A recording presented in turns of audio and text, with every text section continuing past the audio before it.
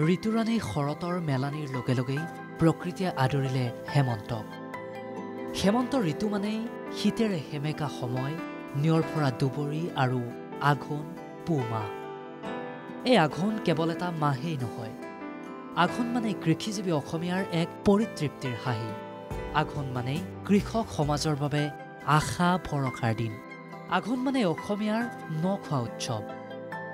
বছৰজোৰা কৃষিজীৱী অসমীয়াৰ হাড়ভগা পৰিশ্ৰমৰ অন্তত সোণোৱালী লখিমীক কৃষকৰ ঘৰলৈ আনি ভঁৰাল শুৱনি কৰে আঘোণ মাহতেই। এই আঘোণতেই অসমীয়াই আয়োজন কৰে নখোৱা উৎসৱ। পৰম্পৰা অটুট ৰখাৰ প্ৰয়াসেৰে ঠায়ে ঠায়ে হেঁপাহৰ নখোৱা পৰ্ব। এই পৰিৱেশ দলগাঁৱৰ। সমন্বয় সম্প্ৰীতিৰ চানেকিৰে দলগাঁওবাসীয়ে লগে ভাগে অনুষ্ঠিত কৰিছে নখোৱা পৰ্ব।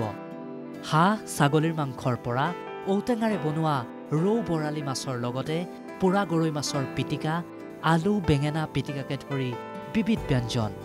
কেৱল সমূহীয়াকৈ ৰন্ধা বা খোৱাই নহয়, ডেকা বুঢ়াৰ নৃত্য গীততো মুখৰ চৌপাশ।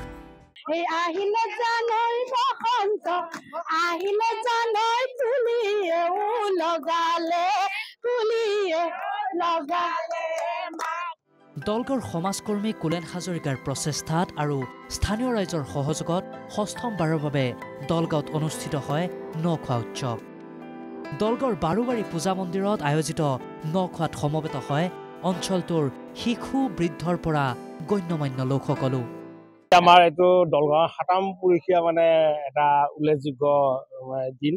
তাৰমানে কিয় নখোৱা এই পৰ্বটো আজি ৬ বছৰ ধৰি আমাৰ দলগাঁৱৰ প্ৰতিষ্ঠিত ব্যক্তি কুলেন হাজৰিকাদেৱে তেওঁৰ উদ্যোক্তাত এইটো অনুষ্ঠান চলিছে।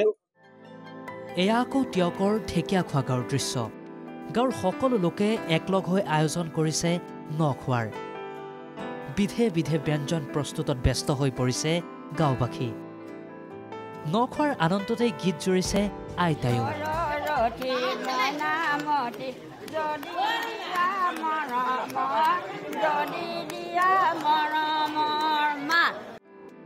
লগে ভাগে তৃপ্তিৰে এসাঁজ খোৱাৰ লগতে মনৰ আনন্দত আত্মহাৰা হৈয়ে আয়োজন কৰিছে নখোৱাৰ। আমি সকলো সৰু ডাঙৰ সকলোৱে মিলি একেলগে এসাঁজ খাবলৈ এই আয়োজন কৰা হৈছে। আৰু এইটো আমাৰ অতীজৰ পৰা চলি অহা পৰম্পৰা। আমাৰ বয়োজ্যেষ্ঠসকলে এইটো জীয়াই ৰাখিছে আজিলৈকে, আৰু সেইকাৰণে আজি আমি এনেকৈ একত্ৰিত হৈ এইখিনি কৰিবলৈ পাইছোঁ। আইজত দাইল থাকিব, মাছৰ জোল, তাৰপিছত বন্ধাকবি, আলু, মূলা, মিঠা ভাজি সেয়া হ'ব, জ্বলা ভাজি হ'ব। নখোৱা অনুষ্ঠানে বহন কৰি আহিছে সমন্বয় সম্প্ৰীতিৰ চানেকি।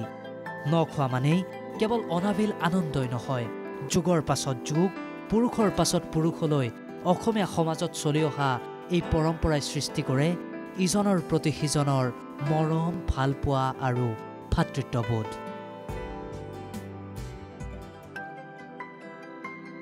দলগাঁৱৰ পৰা জসমত আলী আৰু টিয়কৰ পৰা প্ৰাঞ্জল প্ৰতিম বৰুৱাৰ সহযোগত নিউজ ডেস্ক ৰিপৰ্ট NKTV+।